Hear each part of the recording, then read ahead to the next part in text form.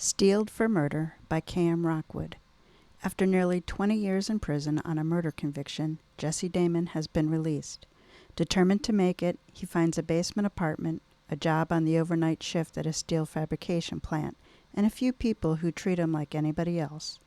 Life is looking up, until a forklift driver on his shift is found murdered in the warehouse. The investigating detective doesn't want to look any further than Jesse to close the case.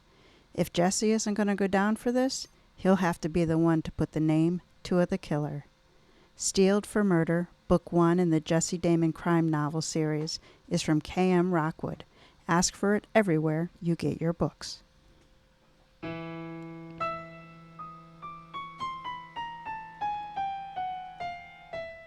Welcome to Mysteries to Die For. I am TG Wolff, and I'm here with Jack, my piano player and producer. This is a podcast where we combine storytelling with original music to put you at the heart of murder, mystery, and mayhem. Some episodes will be original stories, others will be classics that helped shape the mystery genre we know today.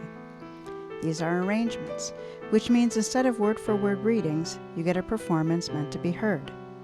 Jack and I perform these live, front to back, no breaks, no fakes, no retakes. This is Season 4, A Word Before Dying. This season contains original stories written just for you and built around that classic mystery theme of the last word before dying. Episode 7 is about going with your gut. This is Best Friend by KM Rockwood.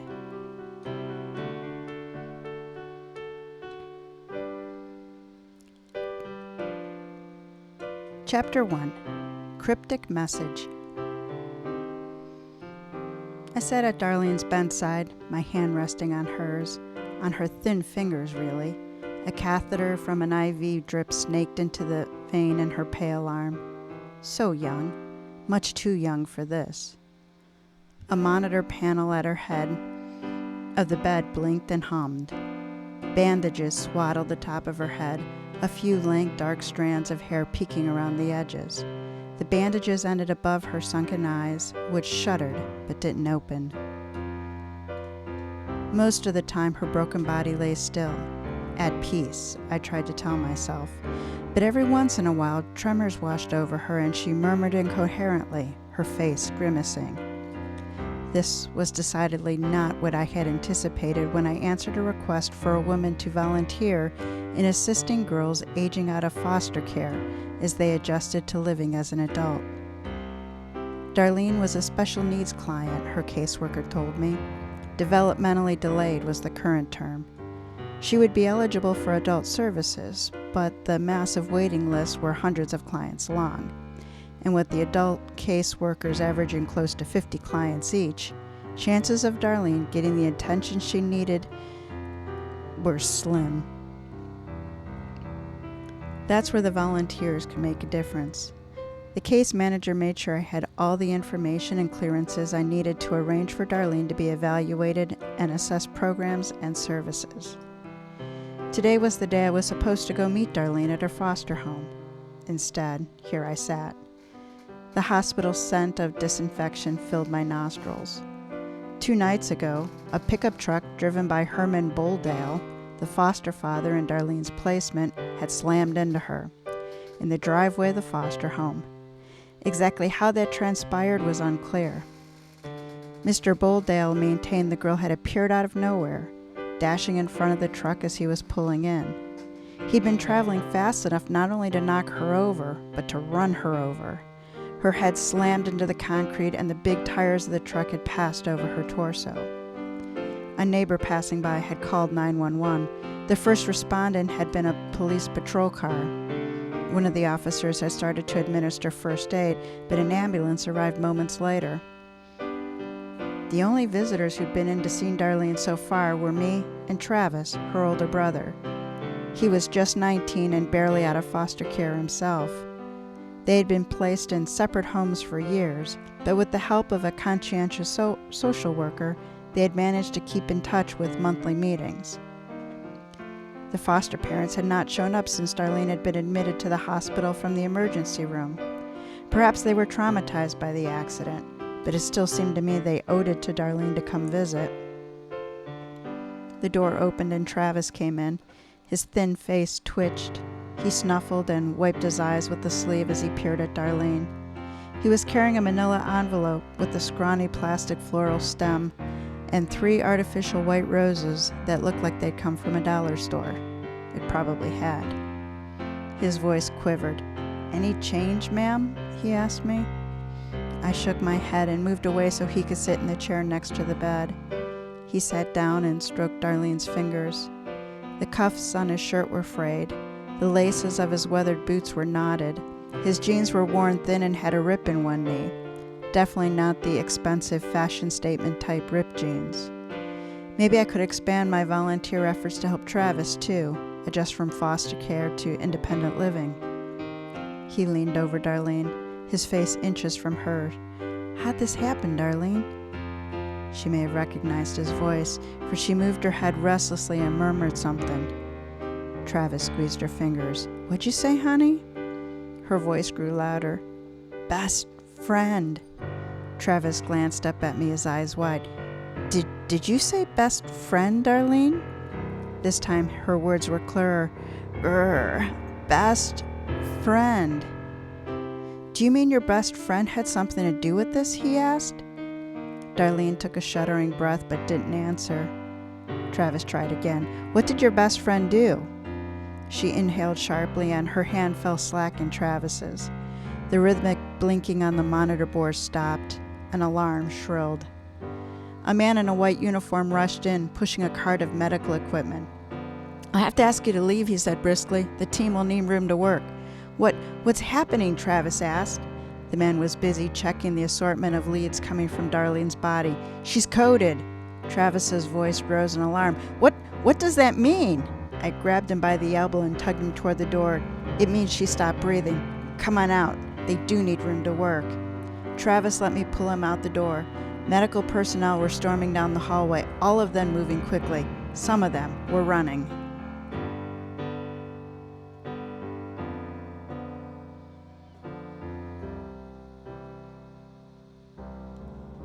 Chapter 2. Hope Against Hope. I steered Travis to a lounge at the end of the hall. He sat stiffly, still clutching the envelope and the roses. "Is she dead?" "We won't know until they come tell us." I put my hand on his arm and his muscles were tense. He let my hand lay there. "I promised her," he said. "I promised her I'd take care of her, and I didn't."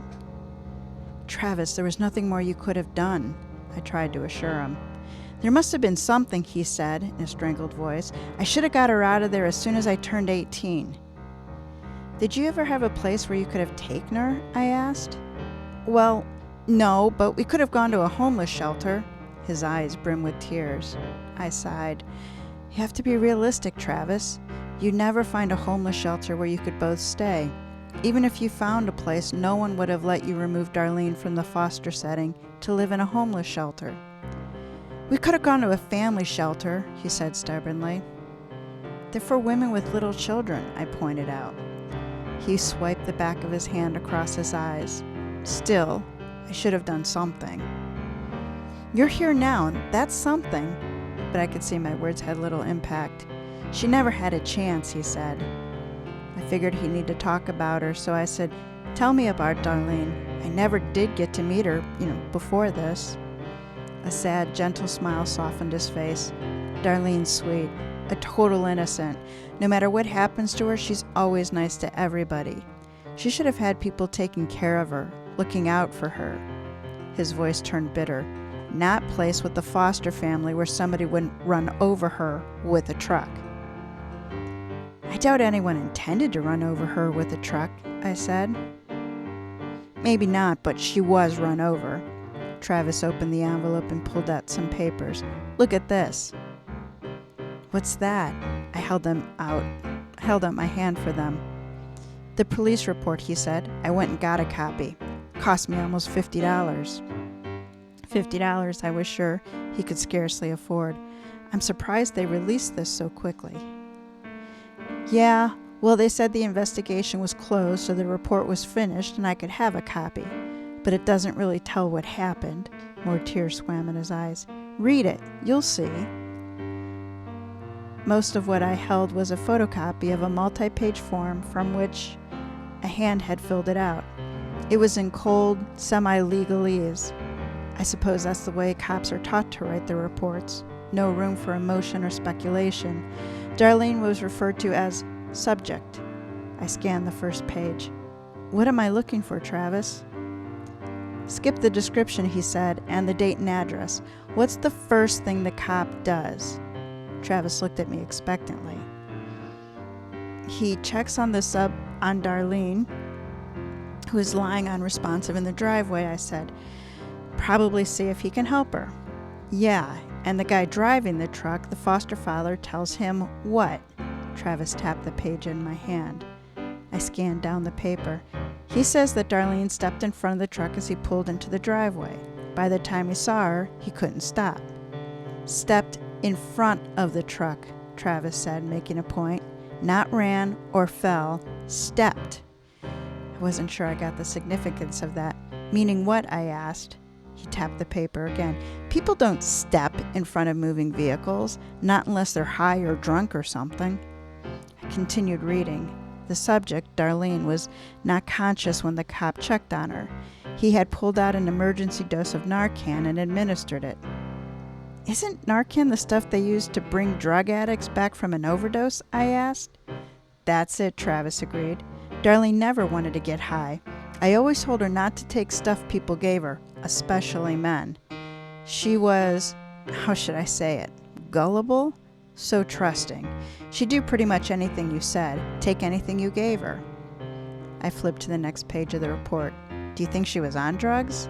His eyes were fierce. Look at it. See what the cop says? That she reacted immediately, woke up and started crying. Sure sounds to me like she was drugged. I wonder why the cop went straight to Narcan, I mused. Travis shrugged. In that neighborhood, they figure everybody uses all the time. Anytime somebody's passed out, they think it's an overdose, so they pull out the Narcan. Usually they're right. Suppose they're wrong, I asked. No real harm done, Travis said. Not many side effects, maybe a headache, and that wears off pretty fast.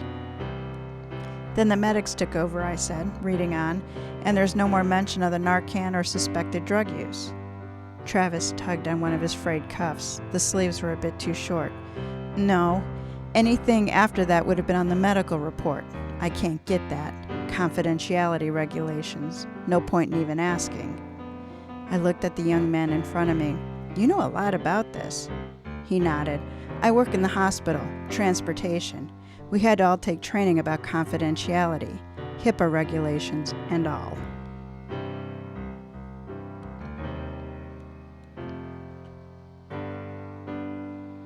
Chapter 3.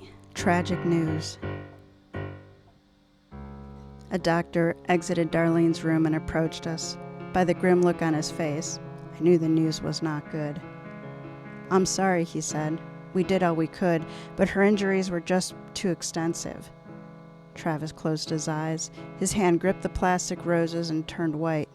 She's dead? I'm afraid so, the doctor said. Do you want to come into the conference room so we can talk about it? Tears streaming down his face, Travis shook his head. I gave his arm a squeeze and said to the doctor, not right now. The doctor pulled a card out of his pocket. Okay, if you decide you want to talk to someone, here's the contact information. Travis stood up. Can I see her? At least say goodbye? The doctor frowned. The staff is still working. They'll let you know when you can go into the room. We sat there for what seemed like a long time, but it was only a few minutes. People traipsed in and out of the room and wheeled out the equipment cart. Hello. It stopped recording again. Weird. All right. Well, let's keep on it going. You ready?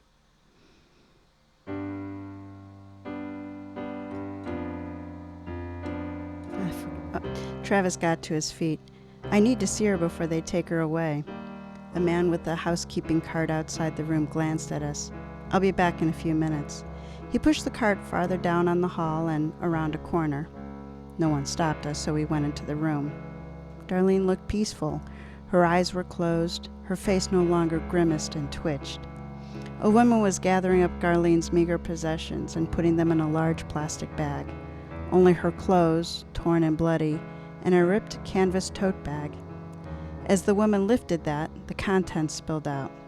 A worn wallet tumbled to the floor, followed by a few pieces of gaudy jewelry and a cascade of colorful gems, which scattered in all directions. Travis bent down and picked up a red one. Darlene loved these. She collected them. She always thought they were real jewels. I took it from him. It was the kind of flat-back, sparkly artificial gemstone that people use for crafts.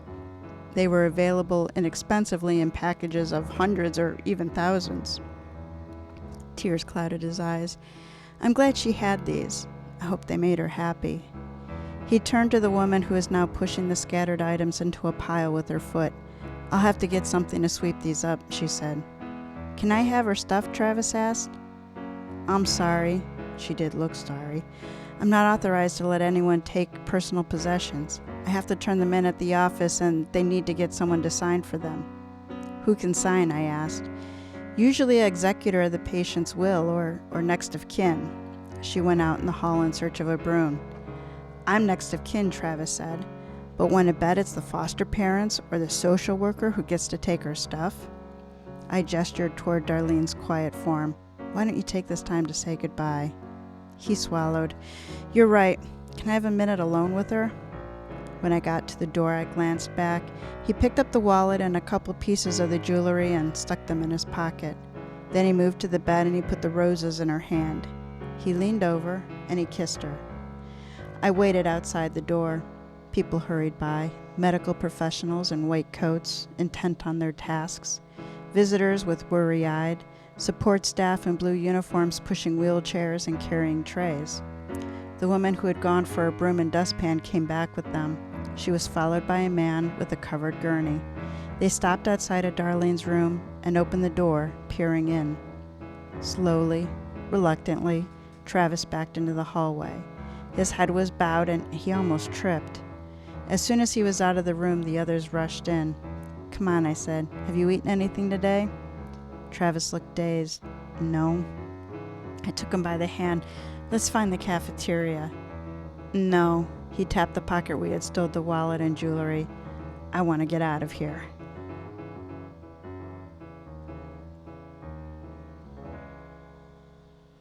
Chapter 4.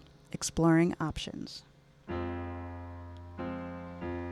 Still leading Travis by the hand, I found the way through a maze of sterile corridors and endless squeaking doors to an exit. After the harsh lighting in the hospital, the cloudy midday light seemed dismal and inadequate. Travis stumbled along beside me, not paying any attention to where he put his feet. When we reached the curb, he almost fell. We need to get something to eat. I tugged him toward the diner across the street. He stopped short. I couldn't eat. You need to eat, I said, even if you don't feel hungry. He didn't answer, just stared off in front of him. His eyes were blurry with unshed tears. I tugged a little harder. We're going into that diner. I'm going to buy us both something to eat. If you don't order anything, I'll order for you. And if you don't eat it, it'll just go to waste. He stopped resisting and let me guide him into the diner to an empty booth. Do you want breakfast or what? I asked, shoving a menu in front of him. He barely glanced at it. Maybe a scrambled egg and a piece of toast. The waitress came up, bringing 2 mugs and a pot of coffee. There we go. Hello. I didn't mean to yell that. It stopped recording again, so we're going to try this for a 3rd time. And I'll bet you this happens like 8 more times in the next hour, so enjoy. The waitress came up, bringing 2 mugs and a pot of coffee. She pulled out her pad and waited for our order. I looked at Travis's thin shoulders. 2 of your hungry lumberjack specials, orange juice, scrambled egg, bacon crisp, sausage links, hash browns, and plenty of syrup for the pancakes. Travis watched the waitress retreat. That's a lot of food. It is, I agreed, but I bet you can eat it. He smiled wanly and changed the subject. I need to talk to Darlene's best friend, find out what Darlene meant, see if she got anything to do with this. What do you think she could have done? I asked. Given her drugs so that she was so spaced out she walked in front of a truck, he said. That seemed like a stretch to me. Do you know who it is? He dumped the contents of 3 sugar packets in his coffee and stirred. Maybe. Probably a girl named Jenna who's in her class at school. I should have asked if he drank coffee. Do you think this Jenna is Darlene's best friend? Yeah. He took a sip and grimaced. When we saw each other last month, Darlene talked a lot about Jenna, said they were BFF.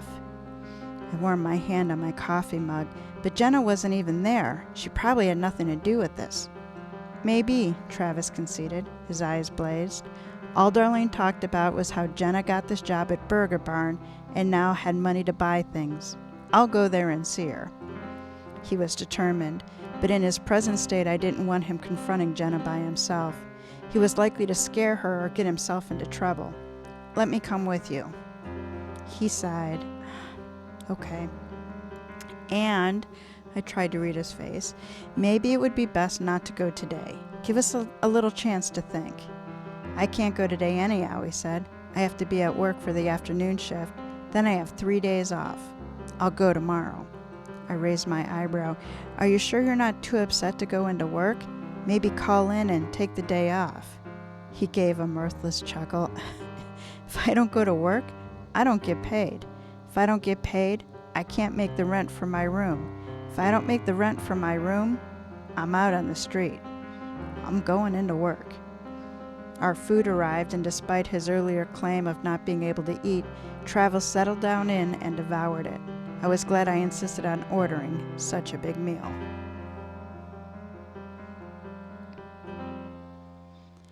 right, Chapter 5, Threatened at the Scene. I dropped Travis off at the hospital where he worked and decided to take a look at 242 Poplar Street, the address where I was supposed to have met Darlene. The neighborhood was scruffy and run down. Gaunt teenagers had hands shoved into their kangaroo pockets of their hoodies, watched from the corners of their eyes as cars rolled slowly by. When one pulled over, 2 of the teens approached.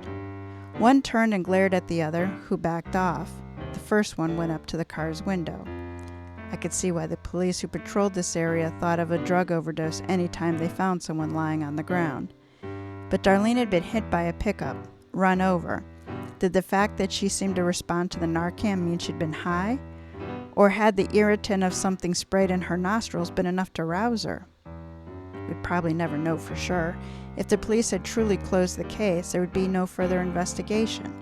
No autopsy, no testing for drugs, which would probably take weeks anyhow. The dirty tan brick building where Darlene had lived with their foster parents was a little better kept than the neighbors, but not much.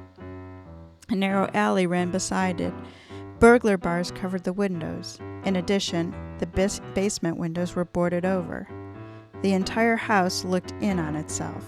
Heavy curtains were drawn on all the windows. A small front yard, nothing but pounded dirt, was swept clean of the advertising flyers and fast food wrappers that scuttled around the street and lodged in the corner of the other buildings. The driveway was just a short run of cracked concrete that ended at the exterior wall of the house. Next to a jumbled pile of trash cans, a dark splotch stained one spot. Was that Darlene's blood? I envisioned the pickup truck traveling up the long, possibly curving driveway, and perhaps at too great a rate of speed. In that short distance that it actually ran, how could it have been going fast enough to cause such injuries to the poor girl? I parked my car and went up to the front door and rang the doorbell. At first I thought no one would answer, but then the door opened a few inches, held by a security chain. All I could see was a slice of a person's face, with one dark eye staring out at me. "What do you want?" the person said in a deep voice. Probably a man, but from what I could see I wasn't sure enough to address him as sir. I tried to conjure up a smile. "I'd like to talk to somebody about Darlene, if I could." We stood there silently for a few seconds, staring at each other. An odd aroma, possibly marijuana and some other scent, almost fetid, drifted out. It reminded me of marsh at low tide. I hoped the smell didn't come from something they were cooking. "Who's there, Nikki?" a woman's voice called from the back of the house. A sliver of the face turned away from the opening. I think it's a reporter or something, Ma. Wants to know about Darlene. The voice inside the house shouted, "No comment! Shut the damn door!" The door slammed shut, leaving me saying, I'm not a reporter. I'd just like to ask a few questions. I wasn't very hopeful, but I tried the doorbell again. No response. I went to the sidewalk and looked back at the house. Not much to see. The alley ran along the long side of the house. I started down it, figuring I might get a feel for what it was like, this place Darlene had called home. As I watched, heavy curtains at one of the windows parted briefly and jerked shut.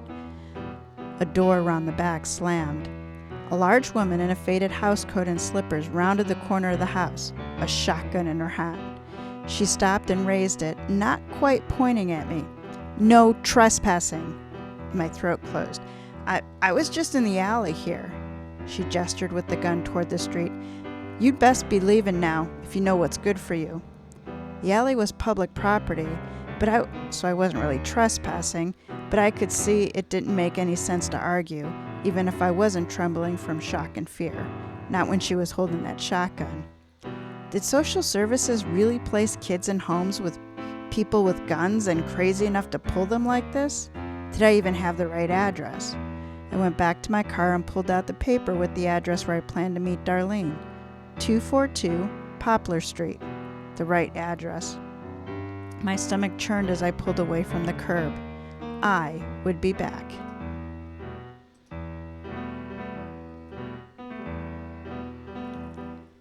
Chapter 6. Seeking the Truth.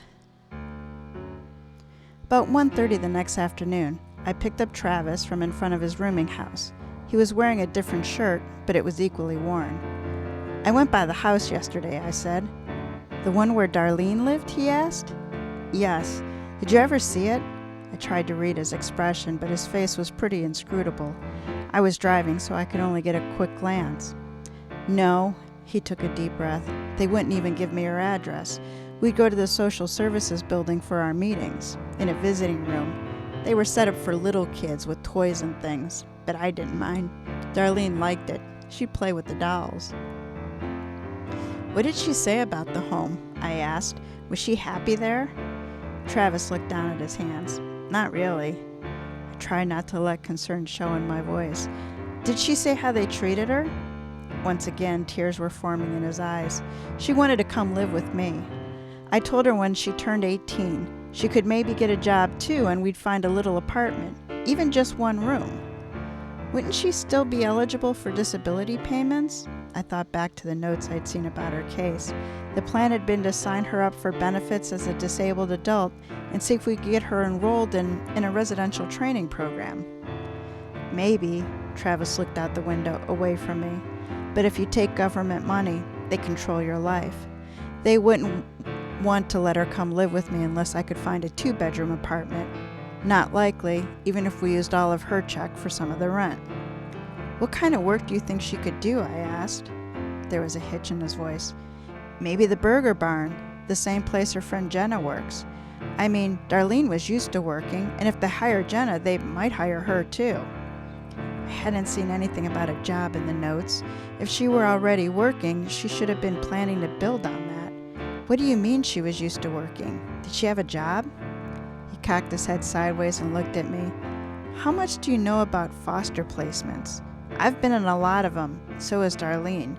With older kids, mostly they want you to do chores and then stay out of the way." That wasn't how I envisioned foster care working. I guess I was pretty naive. "So she was handling a lot of chores at the foster home?" "Yeah."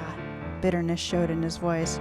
"She said she had to take care of the others before she went to school in the morning and then after she got back. She said after school she couldn't have supper until she finished. Then they'd give her something to eat and tell her to take it up to her room." What did she mean, take care of others? Other foster children?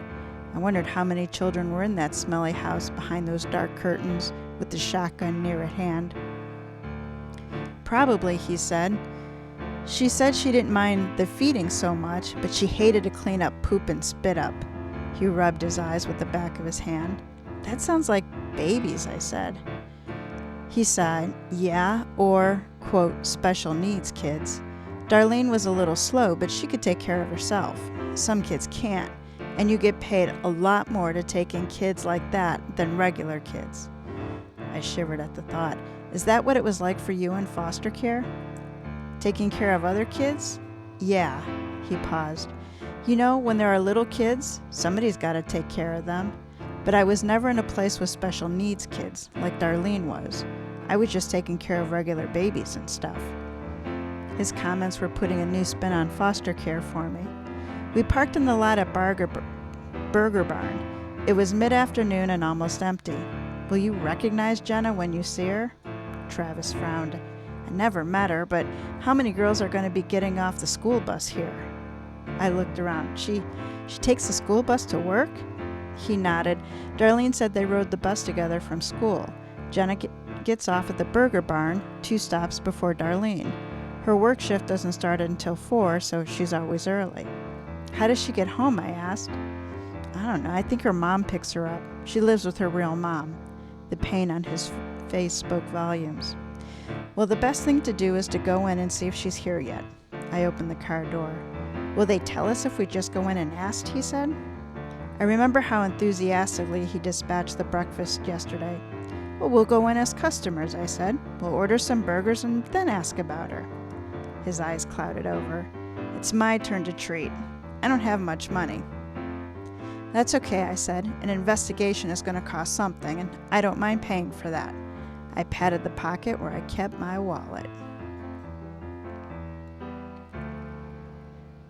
Chapter 7. Not the best friend? We went in and sat down. There were no other customers. A waitress in a pale green polyester uniform eyed us from where she was filling ketchup bottles at the bar. She put the bottles down and called, "I'll be right over." She went down a short hallway past the restrooms and through swinging doors into the kitchen. She reappeared. Her name tag said, Eloise. She was drying her hands on a towel. "What can I get you?" I peered at the menu. Jumbo cowboy burger with french fries and a side salad with root beer. She pulled a pad from her pocket and wrote it down. "Both of you?" I looked at Travis. "That okay with you?" "Yes, ma'am," he said enthusiastically. I wondered if Jenna is in yet, I asked Eloise. "I'm not sure." Eloise glanced toward the kitchen. "She's usually here by now. You want me to check?" "If you could. If she's here, maybe she'd like to come sit with us." I hoped the request wasn't out of line. Eloise didn't seem to think much of it. She went back into the kitchen. A few minutes later, a tiny girl in a uniform just like Eloise's came out. She looked around tentatively and then came over to our table. Her name tag read Jenna. "You want to see me?" she said timidly. "Yes," I gestured toward the empty seat. "Why don't you sit down?" Jenna glanced over her shoulder, but she sat down. "Would you like something to eat?" I asked. She chewed on her lip. "I get to have a kitty burger and fries for my supper, but it's kind of early." I was beginning to catch on. "What would you want if I got you something?" She smiled. "I've always wanted to try the mega burger, the kind with cheese sauce and onion straws." "Okay." I waved at Eloise, who returned to the ketchup bottles. When she came over, I ordered that for Jenna. "And what would you like to drink?" I asked. A dreamy smile covered her face. "A chocolate malted milkshake with whipped cream and a cherry on it." Travis's eyes opened wide. "2 of those, please," I said. Eloise took the order and left. I turned to Jenna. "Do you know Darlene?" Jenna nodded. "From school." "Tell me about her," I said. "Well, she hasn't been in school for a few days," Jenna said. Uneasily, I realized she might not know her friend was dead. It seemed dishonest not to tell her, but I thought it would be best if her parents were the ones to bring her the news. They would have a much better idea on how to support her through it. "She's your friend, though, isn't she?" I asked. "Yes." Jenna gave that sweet smile again. "We sit together at lunch, and when we work with buddies, she's mine." Travis couldn't contain himself. "Did you ever give Darlene any drugs?" he demanded harshly. "Drugs?" Jenna looked confused. I gave Travis a warning look. "Medicine. Did Darlene take any medicine that you knew about?" He bit his lip, but he was silent. "I don't think so," Jenna said. Travis cut in again, but his voice was softer. "Did she smoke anything that you knew about?" Jenna scrunched up her eyes. She said sometimes Nikki gave her stuff to smoke. Weed, she said. It made her choke, though, so she didn't like it. Did you know Nikki? I asked. She shook her head. No. Hadn't the woman at the foster home addressed the person who answered the door as Nikki? Do you know where Darlene saw Nikki? I asked. Eloisa arrived with our food. She placed it on the table and smiled indulgently at Jenna. Did you say thank you to the nice lady? Jenna turned obediently to me. Thank you. You're most welcome, I answered. Travis seized his burger and took a huge bite. Jenna grabbed her shake and stuck a straw into it. I tried again. Jenna, do you know where Darlene saw Nikki?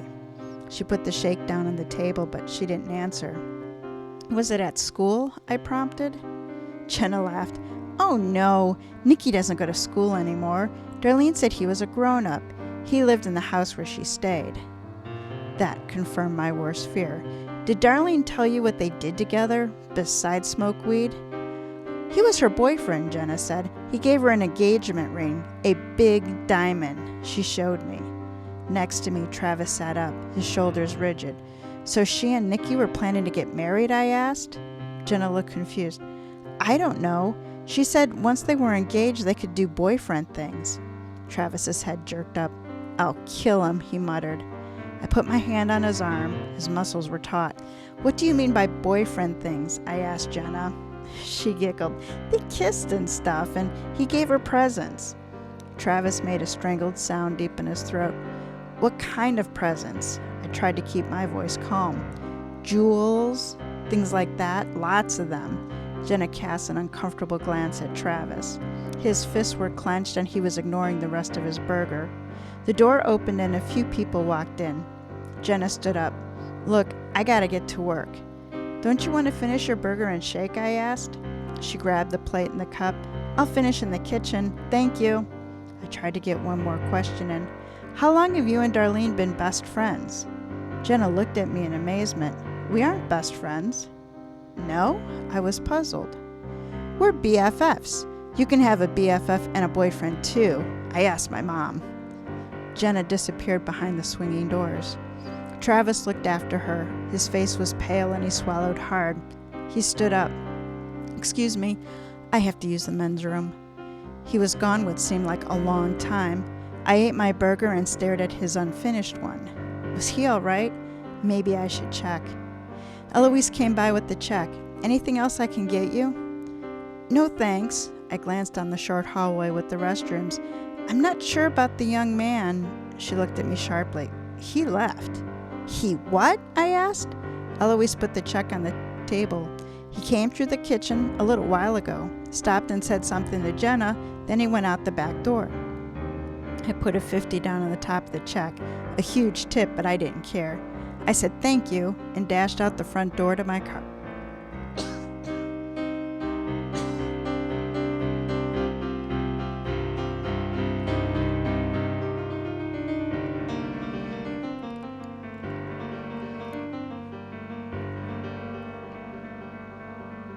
Chapter 8. A Call for Help.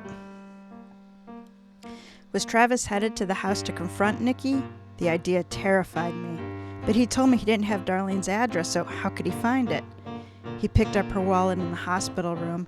I hadn't said anything since it made sense that he would be the one to have it. Something in there could have her address on it. As fast as I reasonably could, I drove to Poplar Street and pulled into a parking space down the block. Travis stood in the driveway, next to trash cans, his arms rigid by his side. The front door swung open. Another young man strode toward him. Nikki? They squared off, fists clenched and staring at each other. A woman came around the building and she was carrying the shotgun. I doubted anyone would listen to reason, Travis included. If I tried to intervene, I'd just put us all in a more precarious position. I picked up my phone. I hated the idea of getting Travis in trouble with the police.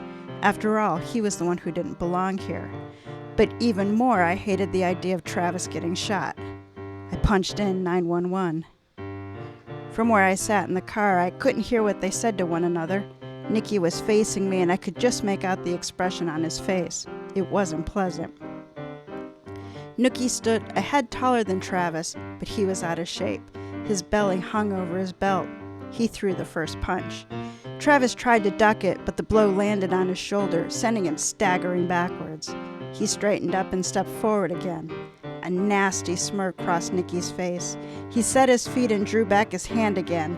This time he aimed the impressive weight behind his fist directly at Travis's head. Much more agile, Travis dodged. Nicky's fist shot through the empty air where Travis had been. The considerable momentum carried him forward and he landed sprawling.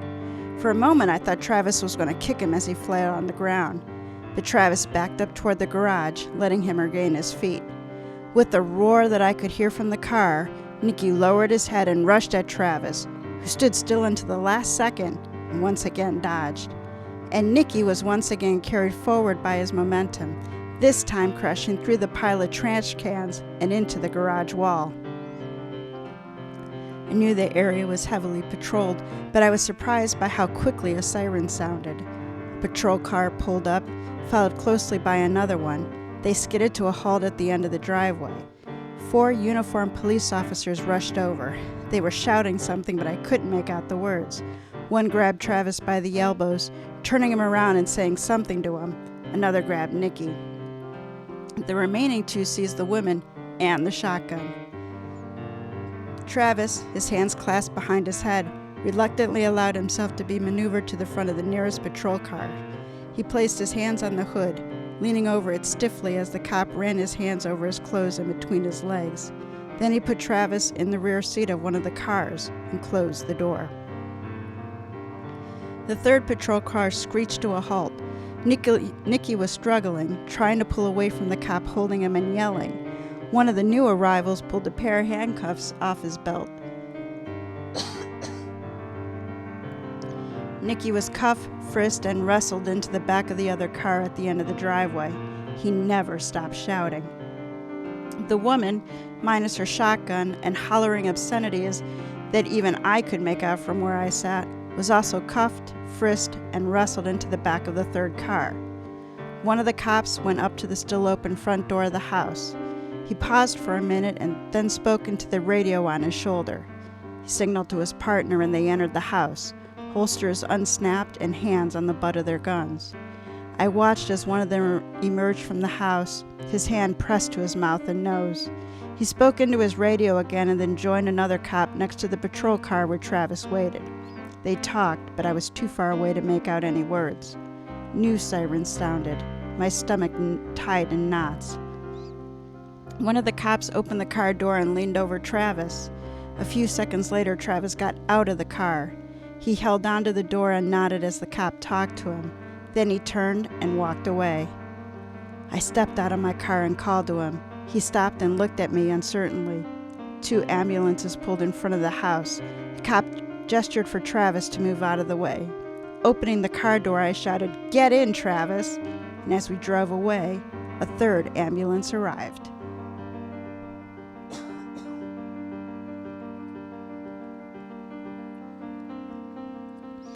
All right, Jack. Finally, we get to the guessing part. So Darlene's death wasn't an accident. But who killed her? I don't know, but this has been depressing, man. There's been nothing happy-go-lucky. Well, these are never happy-go-lucky, but still. I mean, the one we read was literally where Allegra was just on vacation, you know? Yours was not depressing with Dead Deadman. I mean, that was like the greatest dead guy name ever. That was just me being lazy. So here's our suspects. So Herman Boldale, now that was Darlene's foster father, and the man who we know drove the pickup truck that hit Darlene. We know he did it, but did he do it? Did someone influence the film? Then there's Travis, Darlene's older brother, so he's 19. He didn't do it. Okay. There's Jenna, the waitress, who is Darlene's BFF. I don't think she did it either. Nicky Boldale, the natural son of the foster parents. We just got to see him tumble around with Travis there. I'm... Okay, keep going. There's Mrs. Boldale, who doesn't get a first name in this story, but she's Darlene's foster mother. That's the shotgun mama. Uh-huh. And the only other person we've met so far is Eloise, the waitress who works with Jenna at the Burger Barn. It's her. No. It's not her, but it was either Nikki or the mother. And I'm putting my money on the mother based solely on the fact that all those ambulances went into that house. So it could have been both of them, but there's a secret crime that went on that I don't think was Nikki might be charged for, but I don't think it's, his master plan, It's definitely the mother's master plan, whatever it is. If there's ambulances, I'm assuming the other foster children are not doing well, which just makes this more depressing. This story is just not a happy one, man. Shall we find out? The last one was literally just half a love story. I mean, we got to see two characters developed and, blossom. This is just like, yeah, everyone's broke, can't afford food. They're in foster families. Everyone's dying. No, not fun. Anyway, yeah, let's Shall we keep going. go on? Yeah, sure. Let me pick a chord progression. Okay. Chapter 9. Answers at Last. The next afternoon, we sat at the table in Burger Barn, a newspaper spread in front of us. It was mid-afternoon and the place was empty. Travis sniffed as he picked at his burger. I can't believe I left Darlene living in that hellhole. You did what you could, I said, and you gave her hope. That was important. I picked up the newspaper. The headlines screamed, House of Horrors, disabled adults found chained in the basement. He clenched his fist. And here I thought she was taking care of foster kids. She was really down in that dungeon looking after all these people who couldn't take care of themselves. I pointed at the paper. It says here that the Bulldales were collecting the disability checks for all of those people. Yes, Travis said. He picked up a fry, but he didn't eat it. And they not only got a big check for being Darlene's foster parents, but they made her do all the work. I found the whole situation unbelievable, but it had happened. I don't understand why no one knew what was going on, I said. Didn't they investigate the home before they placed Darlene in it, or check up on her? Travis shrugged. Social workers are always in a hurry. They knock on the front door, somebody shows them a kid who doesn't look beat up or starved, and they figured it's okay. I shivered. I was supposed to go into that house to work with Darlene. Yeah, he rubbed his eye with the sleeve. I bet they were worried about you and the case manager coming, maybe insisting on going inside, so they decided Darlene had to go. He suppressed a sob. No, I didn't want to hear that. Yeah, Travis looked down at the tabletop. They gave her some crack or something to make her dizzy, and then Nikki shoved her out under the driveway in front of the pickup, and Bulldale ran into her, on purpose. How do you know that? I asked. His shoulders hunched. Remember, they put me in the cage of that patrol car, and they left the window down. They didn't pay me no mind. I took a deep breath. You heard what they said? Yeah. He gripped the fry in his hand so tightly it broke in half. And I heard what Nikki was hollering, saying none of it was his fault. He told them about the people in the basement and how they decided they needed to get rid of Darlene. Said he had nothing to do with it. But she didn't die right away, I pointed out. I mean, she might have recovered and they would have investigated more.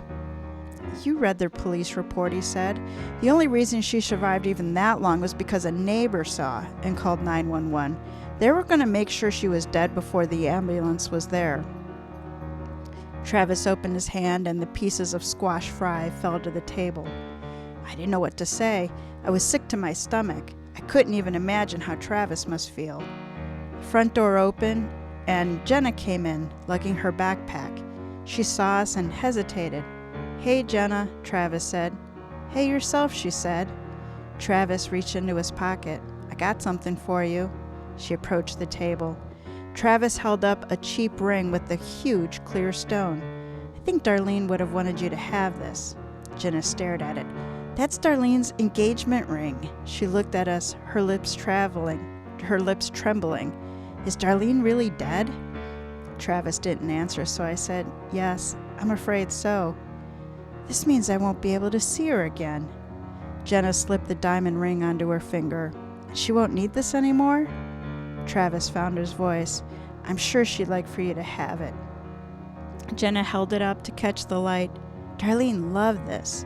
She always said, diamonds are a girl's best friend.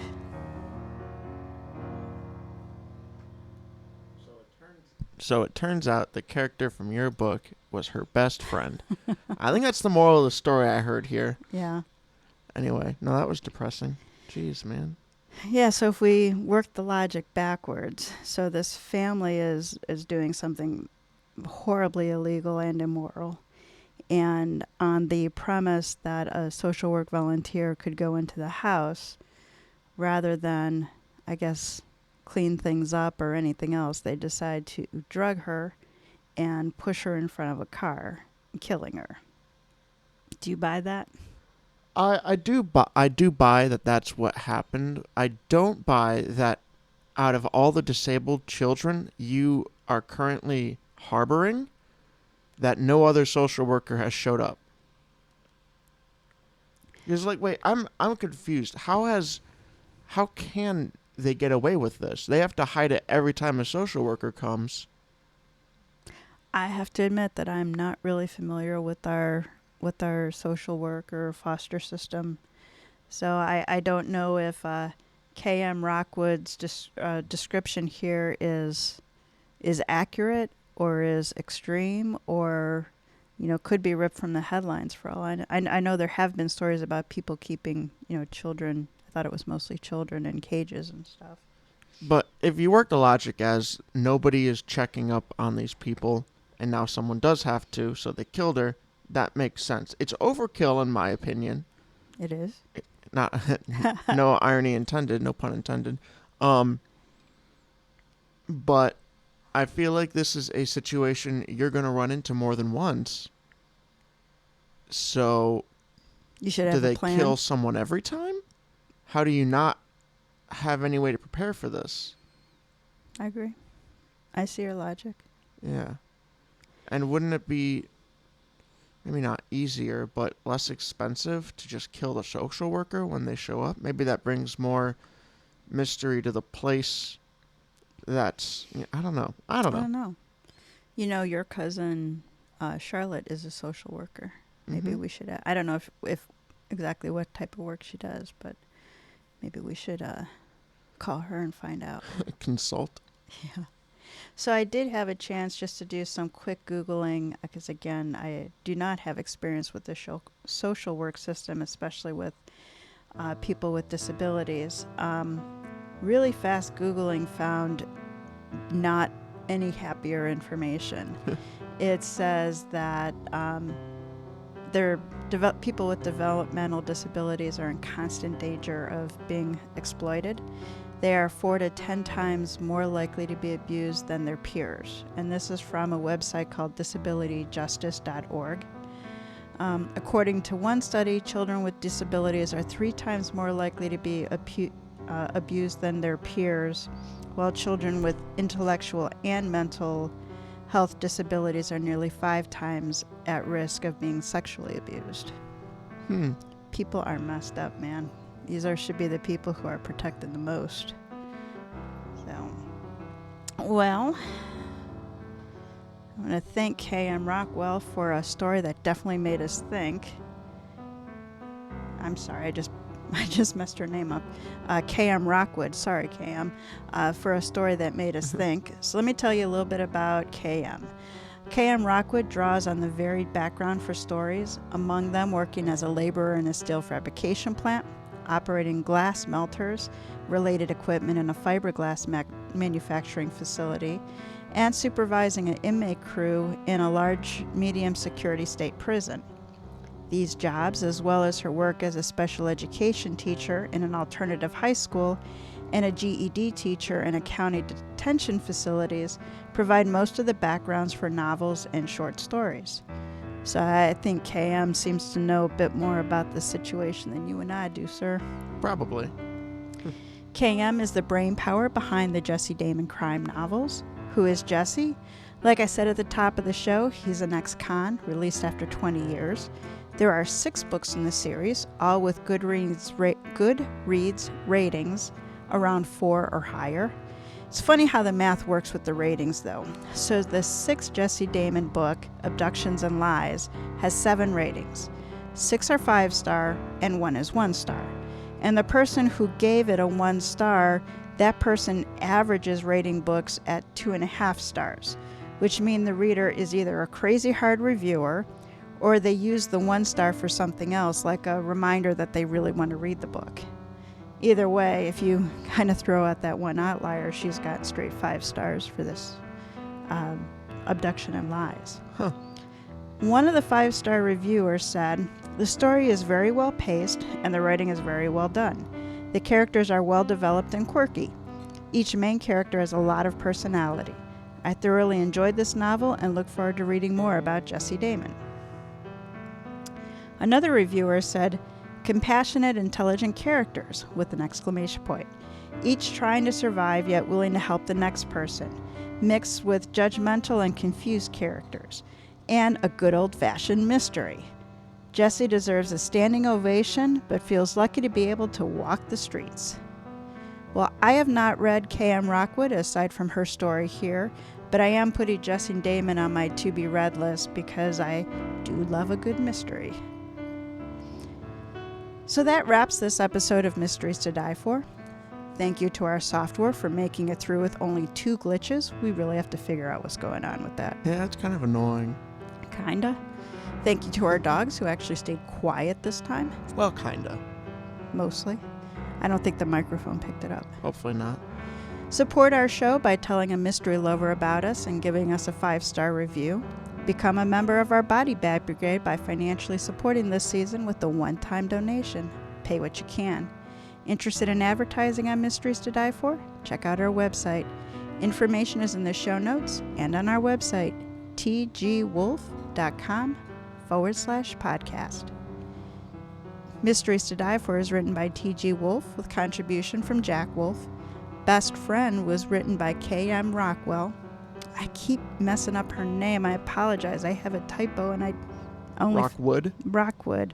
Petrified. My goodness, I'm so sorry, KM. Music and production are by Jack Wolff. Episode art is by TG Wolff. Should mess up my own name for as many times I messed up.